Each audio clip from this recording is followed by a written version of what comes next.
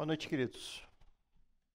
Irmãos, ao longo dos estudos que nós temos feito aqui da soteriologia, doutrina da salvação, nós temos aprendido diversos assuntos relacionados a essa doutrina.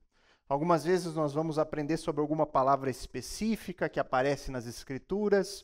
Algumas vezes nós estamos aprendendo alguns conceitos que se relacionam direta ou indiretamente com aquilo que a Bíblia ensina a respeito da salvação ou do caminho para que a gente venha a obter salvação. E hoje nós veremos algo que é extremamente importante aqui nessa doutrina, mas que é alvo de muita controvérsia. É uma doutrina onde não há um consenso acerca do que nós vamos tratar aqui. Então, eu pretendo expor essas posições e buscarmos nas Escrituras ver aquilo que é mais bíblico, o que de fato as Escrituras ensinam acerca disso, que é a doutrina da perseverança dos santos, ou a doutrina da preservação, ou ainda a doutrina da permanência da salvação. Então, essa doutrina, a doutrina da perseverança dos santos, diz respeito à questão de saber se todos os cristãos inevitavelmente alcançam a salvação final. Será que todo aquele que crê será salvo? É possível que alguém que foi regenerado, que depositou a sua confiança em Jesus, que se converteu, que mudou a sua vida, que creu em Cristo, abraçou o evangelho da salvação, será que é possível que essa pessoa se perca no caminho? Será possível alguém convertido apostatar da fé, abandonar a fé no meio do caminho? Possivelmente você já ouviu falar de irmãos ou pessoas desviadas, pessoas que se desviaram da fé. Como que a Bíblia lida com isso? É possível um crente verdadeiramente convertido, que foi alcançado pelo Espírito Santo, abandonar a fé no meio do caminho? Antes do fim da sua vida, apostatar, abandonar o Senhor e voltar por um estilo de vida reprovável? É isso que nós veremos aqui. Então, diante dessa doutrina, há sempre algumas perguntas que surgem relacionadas ao assunto. Por exemplo, a salvação ela é ou não eternamente assegurada? Será que há segurança acerca da salvação daqueles que creem? Será que se você creu, se você crer hoje aqui, você está salvo até o fim? Existe uma segurança nisso? Aqueles que creem no Senhor Jesus como Salvador e Senhor, nós oramos agora que Jesus seja o nosso Senhor, será que estes perseveram nesta fé até o fim? Ou eles podem abandonar esses caminhos? Ou ainda, poderá alguém que genuinamente creu em Cristo abandonar a fé e perder a salvação? É possível perder a salvação e, consequentemente, perder a vida eterna? Irmãos, é importante que essas perguntas aqui sejam respondidas com base no que a Bíblia ensina. Essas perguntas não devem ser respondidas com base na nossa experiência pessoal, mas com base naquilo que as Escrituras ensinam. Por que eu digo isso? Porque, irmãos, possivelmente, muitos de nós aqui, nós vamos conhecer alguém, alguma pessoa que em algum momento esteve na igreja. Você deve conhecer alguém que frequentou uma congregação cristã, que apresentou na sua vida indícios de conversão, mas que hoje estão vivendo uma vida reprovável, uma vida ímpia. Possivelmente você deve conhecer, a maioria de nós deve conhecer alguém assim, que frequentou a igreja, que estava no Senhor, que confessou Cristo como seu Salvador. Muitos passaram pelo batismo, mas hoje estão em uma vida reprovável. Uma vida que em nada lembra um crente. E muitas vezes, ao olhar estas nossas experiências de conhecer pessoas que estavam conosco e hoje não estão, nós podemos facilmente achar que a salvação não é uma segurança e que o crente ele pode perder a salvação ao longo do caminho. Porque essa é uma percepção pessoal. Eu conheci um crente que não é mais crente. Então, a salvação pode ser perdida.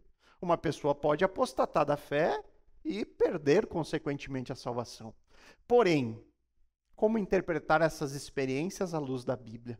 O que a Bíblia ensina sobre a perseverança dos santos? O que a Bíblia ensina sobre o crente verdadeiro? Será que a Bíblia garante a salvação de todos os que creem? Ou será que a Bíblia existe base bíblica para crer no crente desviado, naquela pessoa que apostatou da fé e perdeu a sua salvação? Esse é o nosso alvo aqui, durante provavelmente essa semana e a próxima, nós trabalharmos sobre esse assunto. Então, para responder essas perguntas, para você saber, será que o crente ele pode perder a salvação? Será que a salvação ela é assegurada? Existem duas posições, duas interpretações para este assunto. Nós veremos as duas aqui. Então, duas posições distintas. A primeira posição sobre isso é a chamada posição arminiana, que vem de Jacó Armínio, um teólogo já do passado, posterior à Reforma Protestante. A posição arminiana diz que o homem recebe sua salvação como um ato de sua vontade, ou seja, ele crê no Senhor Jesus e, portanto, recebe a salvação. Ele decidiu abraçar o Evangelho e, por isso, foi salvo. E ele, portanto, pode perder essa salvação, também como um ato da sua vontade. Eu não quero mais o Senhor Jesus. Eu abandono esses caminhos, não serve mais para mim. Ou, talvez, perder por conta de pecados específicos. Os arminianos, eles acreditam que, embora a graça de Deus ela seja essencial para a salvação, eles não negam a graça, eles dizem, não, ela é fundamental para a salvação. Eles dizem que o ser humano ele tem o livre-arbítrio. Ele pode decidir aceitar a graça ou rejeitar a graça de Deus. E isso pode ocorrer em qualquer momento da sua vida. Em qualquer momento da sua vida, ele pode crer em Jesus e, posteriormente, em qualquer outro momento, ele pode dizer, olha, não quero mais o Senhor Jesus. Eu não quero mais a graça. Então, nesta posição, eles vão dizer que um cristão genuíno, ele pode sim, seja por negligência sua, seja por pecados, ele pode cair da graça e perder a sua salvação. Uma vez salvo, depois não salvo mais. Ele perde a sua salvação. Então, todos nós estamos correndo esse risco. Nós podemos, em algum momento da nossa vida, nos decepcionarmos com a fé cristã e abandonarmos os caminhos do Senhor e, consequentemente, perder a salvação. Qual é a ênfase dessa posição? Essa visão aqui, irmãos, enfatiza o quê? A nossa responsabilidade. Ele está sobre nós esse poder de encontrar a salvação, de crer na graça de Deus e ser salvo em Cristo, e está no nosso poder, na nossa responsabilidade, manter essa fé. Depende de você sustentar essa fé até o fim. Se você, em algum momento, desanima, não persevera, você perde a salvação. E aí, queridos, se nós formos olhar para as nossas experiências, se nós olharmos para pessoas que andaram conosco e não andam mais, pessoas que pareciam ser crentes e hoje estão em um estilo de vida reprovável, olha, eu diria que nós deveríamos ficar com esse lado aqui. Porque as experiências parecem nos mostrar isso. A pessoa era crente, fervoroso, não perdia um culto, amava a palavra de Deus, e hoje está no mundão, nem de longe parece aquela pessoa. Essa pessoa abandonou a fé, ela apostatou, ela perdeu a sua salvação. Mas, queridos, nós temos sempre que lembrar que na teologia, a experiência jamais pode ter a palavra final. A palavra final é o que a Bíblia nos diz. É o que de fato condiz com a palavra do Senhor. E aqui eu quero tentar ser o mais honesto possível com essa posição. Por quê? Porque muitas vezes nós vamos encontrar debates na internet, pessoas falando sobre posição do arminianismo, calvinismo, e normalmente o calvinista ele vai dar uma vai pegar os piores argumentos, vai dar uma distorcidinha e vice-versa, né? O arminiano faz a mesma coisa com os calvinistas, distorce os argumentos ou mostram só um lado mais fraco e não apresenta os melhores argumentos. Eu quero trazer aqui, de fato, o que essas posições dizem de cada uma dos lados e a base bíblica usada, os textos que mostram, né, os seus argumentos e que apresentam as suas defesas sobre cada uma das posições. Então, ainda aqui no arminianismo, eu quero apresentar os argumentos a vocês. Quais os argumentos e qual a base bíblica que eles utilizam para dizer que o crente ele pode perder a sua salvação. Tá? Vamos lá, o primeiro argumento. Está baseado no livre-arbítrio que o homem tem e responsabilidade humana. Eles defendem essa ideia. O ser humano ele tem livre-arbítrio, ele pode fazer escolhas, ele é responsável por essas escolhas. Mais uma vez, quando nós olhamos para a nossa experiência, parece que isso é verdade. De fato, eu escolhi estar aqui mesmo num dia frio e chuvoso. Outros escolheram ficar assistindo o jogo do Inter em casa, embaixo das cobertas. Foi uma escolha. Não foi? Essa escolha é livre? Aí já é outros 500. Aí é outro debate. Eu não vou entrar nessa seara aqui. Mas parece que nós, de fato, tomamos decisões. Eu decidi seguir os caminhos do Senhor. Eu decidi que eu vou crer no Evangelho. E está sobre mim essa responsabilidade, sustentar essa fé até o fim. Quais são os textos que eles usam para defender isso? Texto de Hebreus, capítulo 6, é um dos principais textos usados. E aí nós vamos ver o que diz o texto.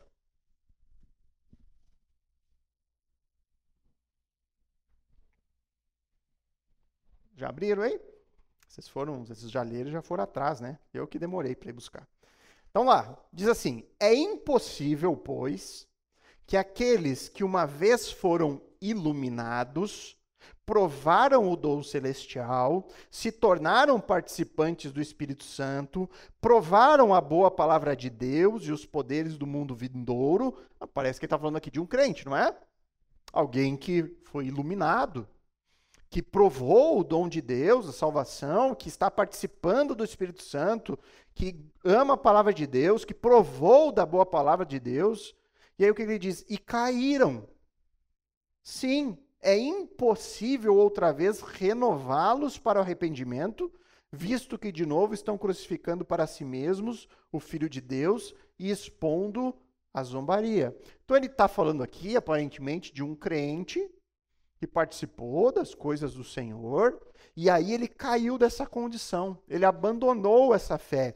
E aí o autor diz, olha, uma pessoa dessas é impossível que ela se arrependa de novo, porque ela estaria então crucificando mais uma vez o Senhor Jesus e expondo a ele a zombaria. Parece que o texto mostra alguém que era crente e não é mais. Segundo a Pedro, passando adiante aí no texto de Hebreus, 2 Pedro 2, versos 20 a 22. Aqui eu não vou explicar cada um desses textos nesse momento, tá? Isso vai ficar para outra oportunidade. Eu quero só expor os argumentos do arminianismo e os textos base. Tá? Eu não vou ficar aqui fazendo uma análise do texto ou refutando isso, tá? Isso vai ficar para outro momento. 2 Pedro 2, 20 a 22. Portanto, se, depois de terem escapado das contaminações do mundo, mediante o conhecimento do Senhor e Salvador Jesus Cristo, se deixam enredar de novo e são vencidos, o seu último estado se tornou pior do que o primeiro, pois teria sido melhor que eles nunca tivessem conhecido o caminho da justiça, do que após conhecê-lo voltar atrás e se afastar do santo mandamento que lhes havia sido dado. Com eles aconteceu o que diz certo provérbio muito verdadeiro: o cão volta ao seu próprio vômito, e a porca lavada volta a rolar na lama. Este argumento aqui, irmãos, mostra que a salvação, ela é um dom de Deus, mas que o crente ele precisa permanecer fiel até o fim. Os dois textos aqui sugerem que é possível alguém cair da graça, cair do estado de salvação, perder essa sua salvação. Então, os dois textos parecem apresentar crentes que abandonaram os caminhos do Senhor, que não estão mais como crentes. Os dois textos mostram essa realidade. Então, os textos são coerentes com o argumento que eles estão utilizando. Não tem nada de errado, são bases bíblicas que dão, né, que dão vazão a esse argumento aqui. Tá? Não tem nada de absurdo aqui. Não vou dizer, ai meu Deus, é horrível. Não, os argumentos são fortes de acordo com a interpretação que eles estão dando do texto. Depois, advertências contra a apostasia. Eles dizem, olha, a Bíblia contém advertências para nós não apostatarmos, ou seja, nós podemos apostatar e cair do estado da fé, perdermos a salvação. O texto de 1 Coríntios, capítulo 10, mostra isso.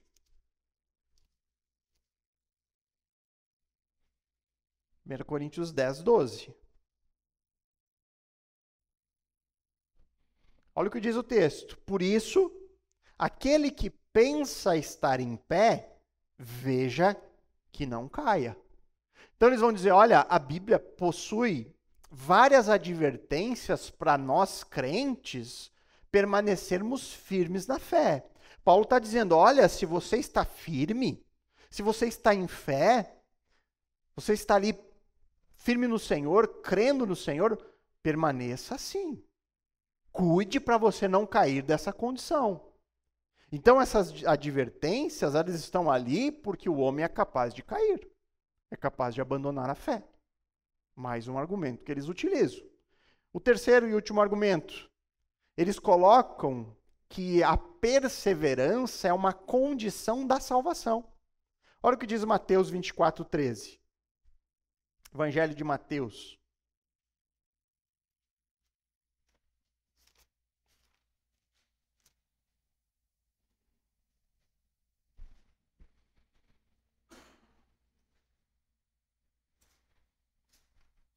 Mateus 24, 13. Olha o que diz o texto.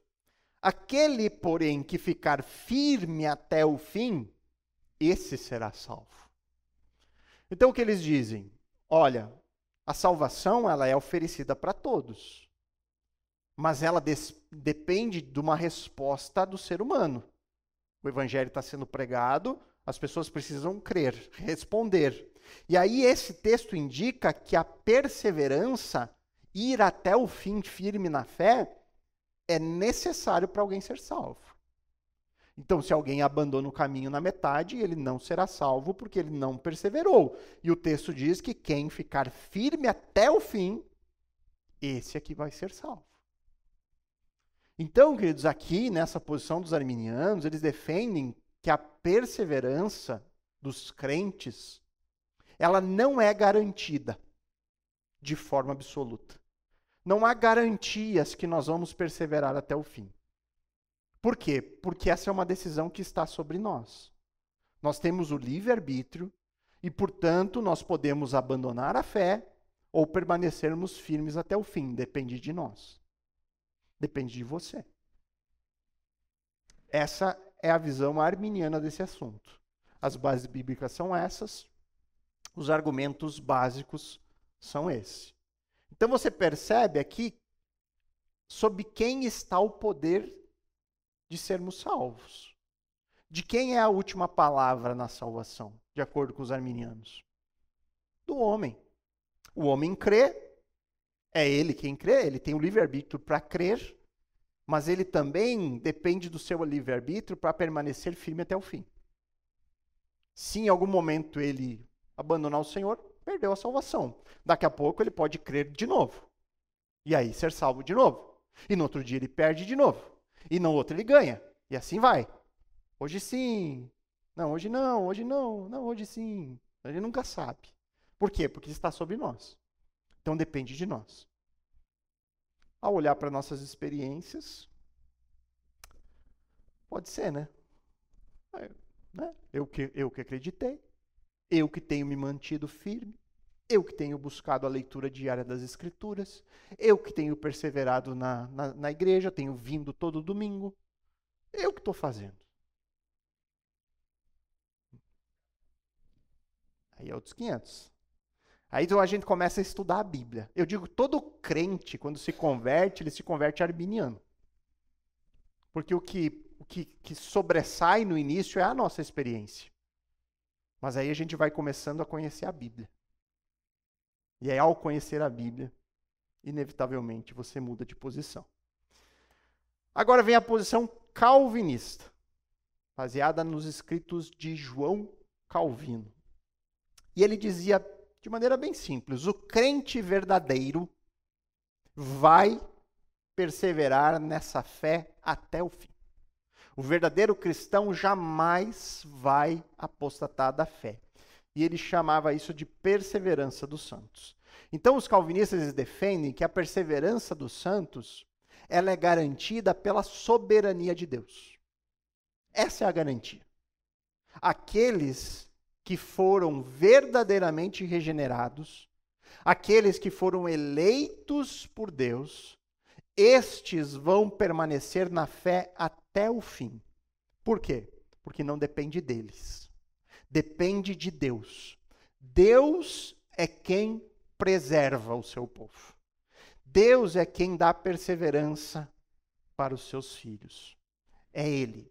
Então essa posição ela sustenta que a salvação ela não pode ser perdida. O crente ele não perde jamais a salvação. Uma vez crente para sempre. Por quê? Porque não depende do crente. Depende totalmente da obra de Deus e não da obra humana. Então essa posição, ela tira de nós a responsabilidade e coloca em Deus. Deus, ele é o autor disso. Ele é o autor da salvação e ele é o autor da nossa perseverança. Se nós vamos perseverar até o fim, isso é porque o Senhor está nos fazendo perseverar. Os argumentos. Então vamos ver os argumentos que são utilizados aqui na posição calvinista. Primeiro, segurança eterna. Abra sua Bíblia no Evangelho de João, capítulo 10. João 10, versos 28 e 29.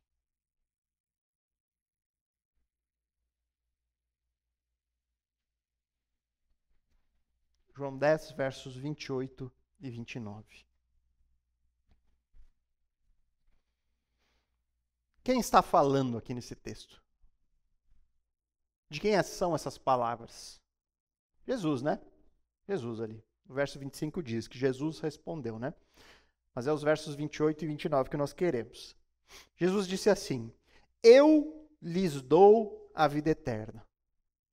Eu, Jesus, dou a vocês a vida eterna. Jamais perecerão. E ninguém as arrebatará da minha mão. Aquilo que meu Pai me deu é maior do que tudo. E da mão do Pai ninguém pode arrebatar. Irmãos, se alguma... Aqui ele está falando do seu rebanho, né? Ele está falando dos seus filhos, daqueles que ele veio salvar. E ele diz, olha, eu dou a salvação para as minhas ovelhas. Ele acabou de dizer, as minhas ovelhas ouvem a minha voz, eu as conheço e elas me seguem. E aí ele diz, olha, eu dou vida eterna para cada uma das minhas ovelhas. Elas jamais perecerão. Se uma só ovelha se perdesse no processo, se uma só ovelha do Senhor padecesse, o que nós faríamos com essas palavras de Jesus? Jesus mentiu, então? Em algum momento Jesus diz, olha, algumas das minhas ovelhas, elas vão ser ovelha, depois vão ser bode, aí elas voltam a ser ovelha, aí daqui a pouco viram um cabrito. Não. Ele fala, eu tenho um povo escolhido, um povo eleito. Eles são as minhas ovelhas. No momento certo, eles ouvirão a voz do bom pastor. Irmãos, todos nós, em algum momento da nossa vida, nós ouvimos a voz do nosso pastor. E nós saímos correndo atrás dele. nós reconhecemos a voz do nosso Salvador. E nós cremos nele. E nós passamos a andar debaixo dos cuidados desse pastor. E a partir desse momento ele diz, olha, vocês nunca se perderão. Porque ninguém pode tirar vocês daqui. E ele fala que esse ninguém pode tirar é porque o Pai deu a ele essas ovelhas. E ninguém tem mais poder do que o Pai. Então o que esse argumento está dizendo? Que ninguém pode arrebatar as ovelhas das mãos do Senhor, porque essa é uma obra garantida por Deus. Jesus está garantindo nesse texto que os seus eleitos vão permanecer na fé até o fim. Porque é a vontade dele isso. É a vontade do Senhor que nenhum se perca. Depois nós podemos entrar em detalhes do... Pode uma ovelha desgarrar e tropeçar, sair do caminho por um tempo? Pode. Tudo isso nós vamos falar, pode acontecer da ovelha desgarrar. Mas o bom pastor vai lá buscá-la. Ela vai voltar para o rebanho em algum momento, porque ela não se perderá jamais. Deus fará isso, é uma obra dele. Segundo argumento, a própria obra de Deus na salvação. Olha o que Paulo diz em Filipenses 1:6.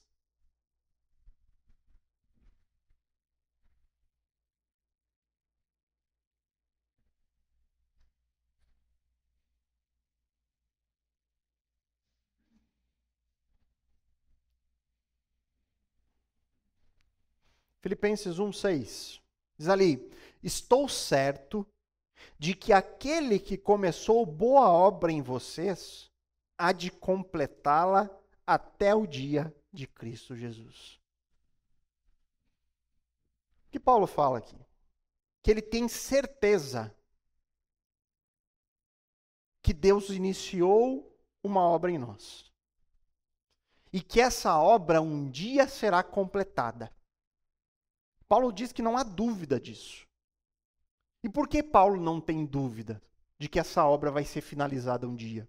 O Senhor começou uma obra em nós no momento em que nós cremos. E a partir do dia da nossa conversão, nós estamos sendo transformados de glória em glória. Cada vez mais parecidos com o Senhor Jesus. E aí Paulo diz, olha, eu tenho certeza que essa obra que já começou em vocês, um dia será totalmente completa. Será finalizada. E por que que Paulo pode dizer que tem essa certeza? Porque ele conhece muito bem os irmãos da igreja de Filipenses, ele conhece muito bem aqueles irmãos, ele sabe que eles são irmãos fervorosos? Não, porque ele sabe que essa obra não é deles. Essa é uma obra do Senhor. Isso indica que Deus é aquele que sustenta os crentes e é aquele que está fazendo essa obra que será um dia consumada. Essa obra de transformação está debaixo do poder de Deus e não nosso. É por isso que Paulo pode ter essa certeza. É por isso que ele fala com tanta convicção. Estou certo. Não há dúvida. Se a gente fosse falar de nós mesmos, a gente sempre teria dúvidas. Porque nós somos vacilantes, nós temos nossas dificuldades, nossos dias maus. Mas quando nós sabemos que essa é uma obra do Senhor, é uma obra sobrenatural, quem pode conter o poder de Deus? Ninguém. É da vontade de Deus. Então ela é certa. Terceiro argumento. O argumento da predestinação e eleição. Romanos 8.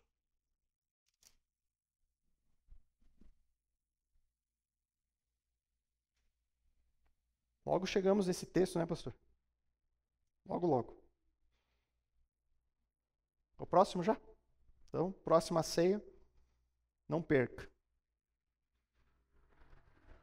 Romanos 8, verso 29 e 30.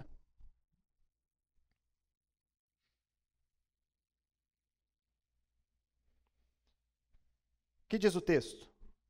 Pois aquele que Deus de antemão conheceu, ele também predestinou, para serem conformes à imagem de seu filho, a fim de que ele seja o primogênito entre muitos irmãos. Está falando da salvação.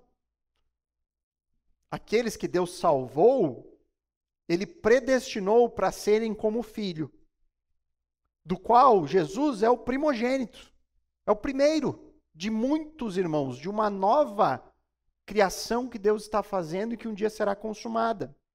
E aí ele continua, e aos que predestinou, aqueles que Deus escolheu na eternidade passada, a esses chamou. Em algum momento Deus foi lá e chamou ele. O dia da nossa conversão foi o dia do nosso chamado. E aos que chamou, esses também justificou. Lembram? Trabalhamos aqui justificação. O irmão Alexandre trouxe o conceito, uma declaração judicial de inocência. Aqueles que Deus escolheu, ele chamou e então declarou inocentes. E ao que justificou, a estes também glorificou. Irmãos, algum de nós já foi glorificado? Algum de nós já está na glorificação? Não, né? Estamos longe disso, para falar a verdade. Mas por que Paulo aqui fala no passado? Porque é algo tão certo que ele diz já aconteceu. Por que ele pode dizer que é tão certo que já aconteceu? Porque é uma obra de Deus. Ele não coloca aqui que há uma possibilidade daquele que foi justificado perder a salvação no processo, não perseverar. Ele diz, é certo. Se você foi predestinado, você foi chamado, você foi justificado e você será glorificado. Não há dúvida aqui. Por isso que ele pode dizer que é algo que já aconteceu. Porque é certo. Então, queridos, ambas as posições possuem os seus argumentos bíblicos. Ambas. Você vai ali, você tem o texto, você analisa o texto, mas é inegável, irmãos, que a visão calvinista, ela parece harmonizar melhor aquilo que a Bíblia ensina sobre segurança na salvação.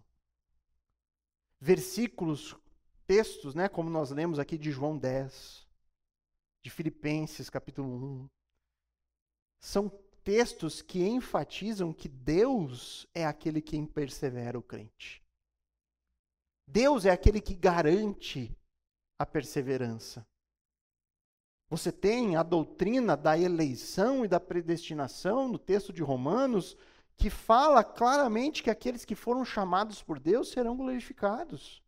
Ele coloca aqui que não há risco de um tropeço aqui, não há risco de alguém perder essa salvação. Por outro lado, os textos utilizados pelos arminianos, eles podem ser interpretados de outra forma. Aqueles textos que nós vimos, eles podem ser interpretados como meras advertências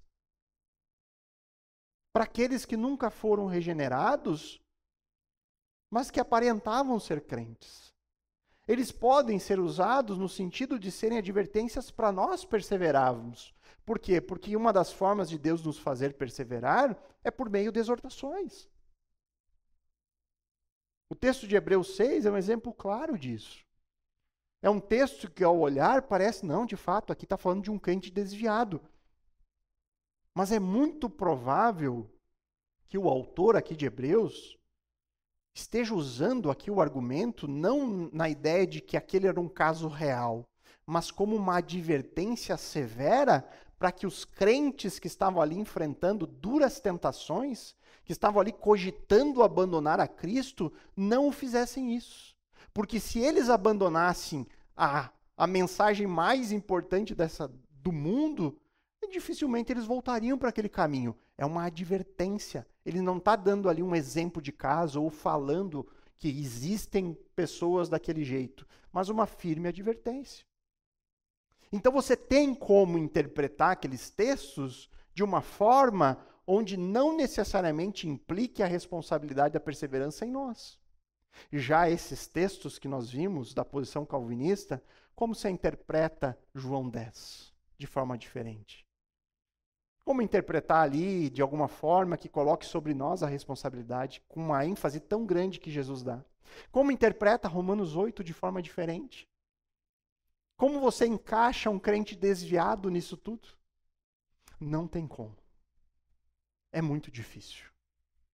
Então, assim, eu não estou dizendo que a posição arminiana é absurda. Não, eles têm os seus argumentos. Mas quando você vai para os textos, é impossível, irmãos, você não ver a mão sustentadora de Deus. A grande questão é sobre quem nós vamos deixar a responsabilidade da nossa salvação. Sobre nós ou sobre Deus? Se for sobre nós, irmãos, se agarre. Porque se depender de mim, eu acho que eu vou morrer na incerteza. Agora, quando eu sei que o Senhor é aquele que sustenta a minha salvação, eu não tenho dúvidas que eu vou ir até o final da minha vida glorificando a Ele. Eu não tenho dúvidas. Então, queridos, a doutrina da perseverança dos santos, ela ensina que aquele que Deus escolheu por sua graça, jamais poderão perder a salvação. Isso que a Bíblia ensina. Ainda que o crente possa estar sujeito a quedas, a tropeços, a desvios, isso será apenas temporário. O cristão, ele pode sim cair em pecados, mas ele será restaurado. O cristão verdadeiro, em algum momento, ele vai se arrepender. E ele vai voltar ao Senhor arrependido. O cristão verdadeiro não consegue fazer aquilo que o provérbio de 2 Pedro diz. O porco voltou à lama. A ideia é o pecador, ele pode tentar se limpar por um tempo. Ele pode vir para a igreja cristã, cantar cânticos, ter uma vida moral, mas a natureza dele é a natureza do porco. Assim que ele puder, ele volta para a lama, porque ele tem prazer na lama. A lama é o lugar que ele quer estar. Já a ovelha que foi lavada pelo Senhor, ela pode em algum momento se sujar nessa caminhada, mas ela quer o quanto antes se limpar novamente, porque a natureza dela não é mais a natureza do porco. Por que o cão volta a comer o seu vômito? Né? O cachorrinho vai lá, vomita, quando vê, está lá comendo aquele vômito. Você diz, meu Deus, mas como é que pode? É da natureza dele. Não faz parte do que ele é. O crente tem a sua natureza transformada. E ele não consegue mais voltar a uma vida ímpia, sem piedade. Ele pode tropeçar? Pode. Ele vai provavelmente tropeçar. Todos nós em algum momento. Porque ainda há em nós essa semente corruptível, ela não foi ainda tirada, eliminada de forma completa. Isso vai acontecer na glorificação. Mas nós, quando pecamos, aquilo causa dor. O cristão, ele chora por conta do seu pecado. Ele lamenta. E ele volta ao Senhor, arrependido, contrito, pedindo um espírito transformado, pedindo um espírito novo. Assim é a natureza daquele que foi transformado. Então, aqui na Igreja Bíblica Luz do Mundo, nós ensinamos e nós cremos na posição calvinista. Nessa posição que coloca sobre Deus a responsabilidade da perseverança. Nós vamos perseverar como crentes até o fim. Não porque isso dependa de nós, porque se dependesse, nós estaríamos em maus lençóis.